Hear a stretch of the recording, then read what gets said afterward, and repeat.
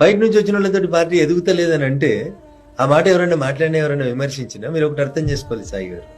ఎండాకాలం వస్తుంది, చెరువు ఎండిపోతుందా? ఎండిపోతుంది. 100% ఎండిపోతుంది. ఏదో కొన్ని నీళ్లు మధ్యలో ఉంటాయి, కొన్ని నీళ్లే ఉంటాయి సాయి గారు.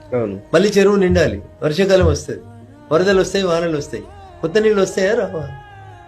కొత్త నీళ్లు రాకపోతే చెరువు ఎట్లా నిండుతుంది సాయి గారు? పార్టీ ఎదగాలి, ఈ రాష్ట్రంలో అధికారంలోకి రావాలని అనుకుంటున్నప్పుడు కొత్తగా గ్రామ పంచాయతీ వార్డు సభ్యులు, సర్పంచులు, ఎంపీటీసీలు, ఎమ్మెల్యేకి పోటీ చేసేటోళ్ళు, ఎంపీలకు పోటీ చేసేటోళ్ళు ఇట్లాంటి వాళ్ళు జాయిన్ చేసుకోవాలా వద్దా?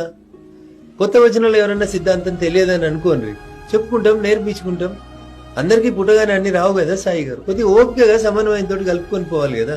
రఘునందన్ వస్తే నా కుర్చీ పోతుంది, ఈటల రాజేందర్ వస్తే నా కుర్చీ పోతుంది, ఇట్లాంటి ఆలోచనలు చేయడం వల్ల, కొంత సంకుచిత భావంతో ఆలోచించడం వల్ల ఈ ఇబ్బంది వస్తాం.